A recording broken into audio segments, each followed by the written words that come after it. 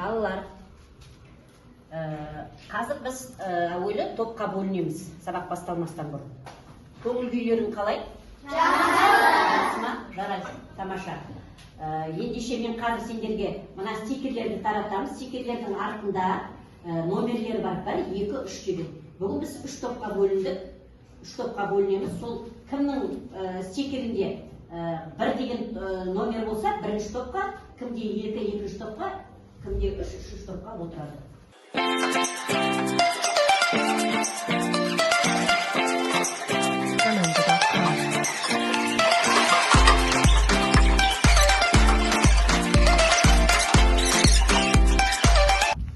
Балалар, сабағымыздың тақырыбы ас қорыту жүйесі. Мақсаты адамның ішкі ағзаларының орналасуын, тыныс алу жүйесін, оның адам ағзасындағы рөлін анықтауымыз керек.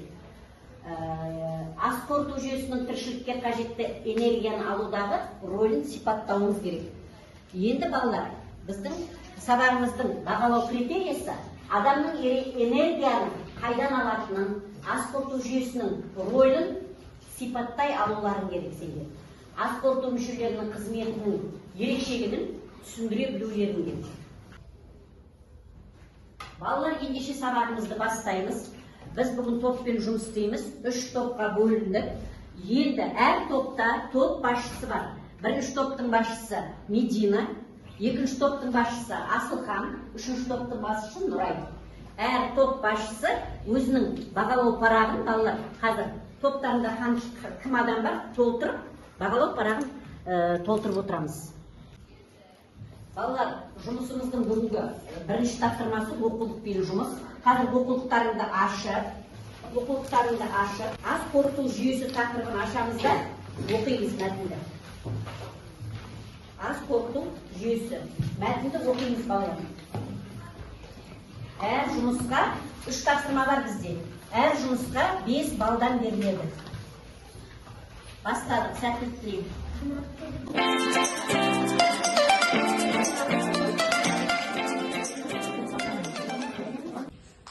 Балалар, 1-ші тапсырмамыз жедел жауап әдісі. Яғни мен мына сұрақтарды оқиын да, жедел, тез жауап беруіміз керек. Әр топтан кім 1-ші жауап береді, соның жауабын ғана қабылдаймыз. Тамақтың құрамындағы қоректік заттар адамға не береді? Айсұлтан айта ғой. Тамақтың құрамындағы заттар адамның бойына сіңіп энергия береді. Жарайсың, Айсұлтан, жарайсың. Келесі сұрағымыз. Ас қорыту жүйесі қалай құрылған? Ас қорыту жүйесі қалай құрылған? Айта ғой, Абдурахим айта ғой. Біріншісі, ол ауыз қуысы, 2-ші жұтқыншақ, 3-ші өңеш, 4-ші асқазан, 5-ші ұзын тікшік. Жарайсың, өте жақсы, жарайсың. 1-ші топтан айтты, 2-ші топтан жауап берді, 2-ші топтан жауап берді, әрі қарай кеттік. Біздің ағзамыз асты қалай қорытады? Біздің ағзамыз асты қалай қорытады? Айбар айта ғой. Біздің ағзамыз әр асты әртүрлі қорытады. Асты әртүрлі қорытады, дұрыс айтасың.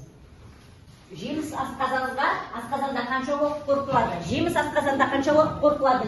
Диас, айта ғой. Жеміс асқазанда 6 сағат қорытылады. Жарайсың. Ас шекті ас қорыту қанша уақыт жүреді, Диас? 4 сағатта жүреді. Жарайсың. Қоректік заттар ағзаға қалай тарайды? Қоректік заттар ағзаға қанмен тарайды. Қан арқылы тарайды, жарайсың.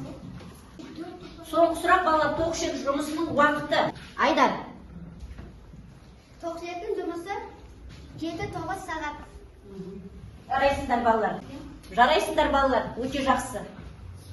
Келесі тапсырмамыз, модель жасаймыз, ас қорыту қандай кезеңде тұратынын көрсетеміз.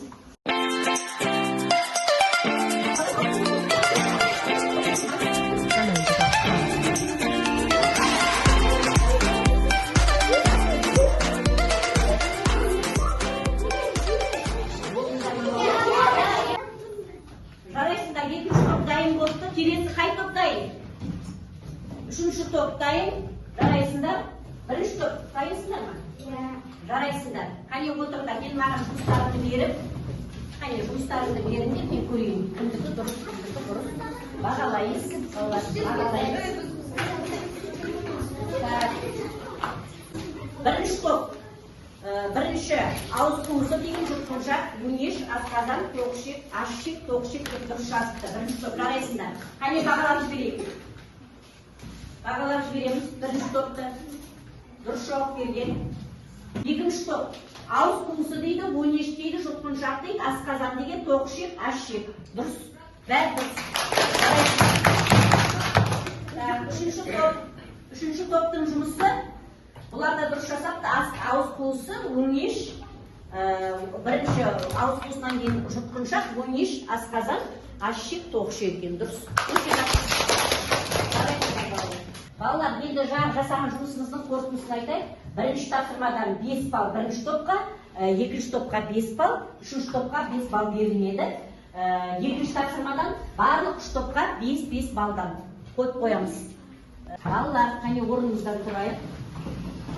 Серпіп алайық. Біздің дене мүшелеріміз қалай сөйлейді екен?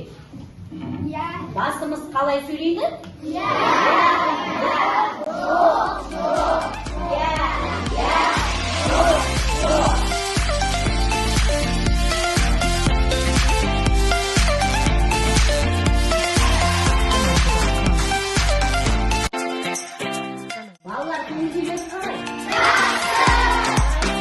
Келесі тапсырмамыз тәжірибе. Әуелі тәжірибе жасаймыз.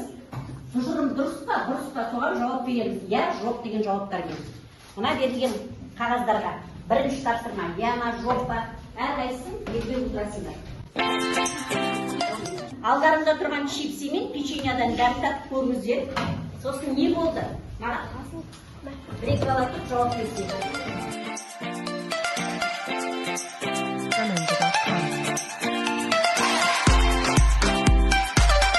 Балалар, жеп көрдіңдер, енді кім не айта алады? Үнжу айта ғой.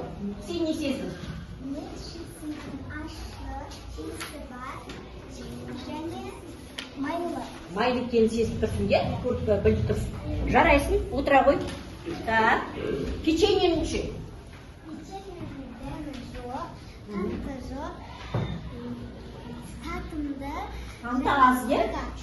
Жарайсың, отыра ғой. Отыра ғой. Ендеше балалар, қайсысы бізге, біздің ағзамызға пайдалы, қайсысы пайдасыз деп ойлайсыңдар? Қайсысы пайдалы? Димаш айта қойшы. Чипсы пайдалы емес. Пайдалы емес, жарайсың. Марика? Печенье пайдалы, иә? Қанты аз, құрғақ, пайдалы жеуге болады. Ал чипсидің майлы екен, ашқытым екен, иісі бар екен бір.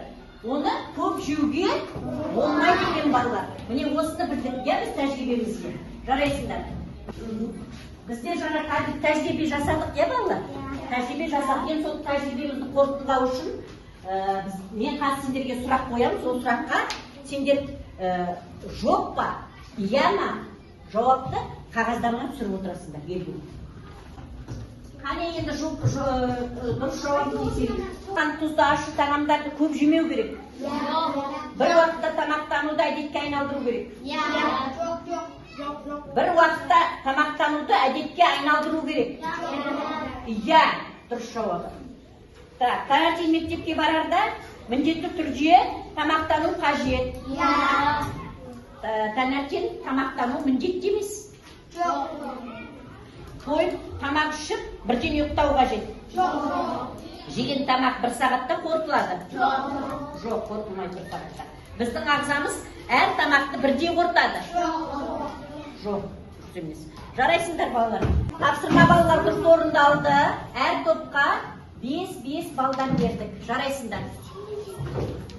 Балалар, сабағыңыз аяқталды. Сабақ сендерге ұнады ма? Ұнамады ма?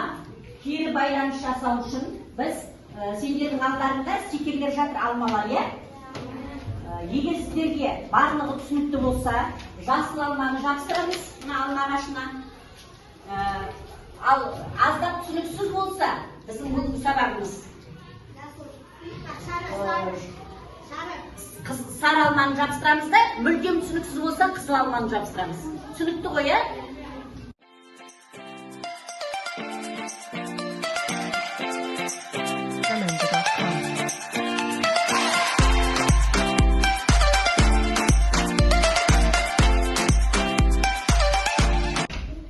Жарайсыңдар, мен сендерге сендердің берілген кері байланыстарынан түсініп тұрмын. Сабақты барлығын түсініпсіңдер. Барлығы да жасыл алмадан жабыстырыпты алма ағашына. Барлығы түсінікті болыпты. Енді үйге тапсырма балалар. Үйде ас қорыту жүйесі туралы мәтін жазып келеміз. Мәтін құрастырып жазып келеміз. Ас қорыту жүйесі туралы сендер не білдіңдер? Соны дәптерге жазып келеміз. Түсінікті ма? Үйге тапсырма күнделікті тасындағы жазылır.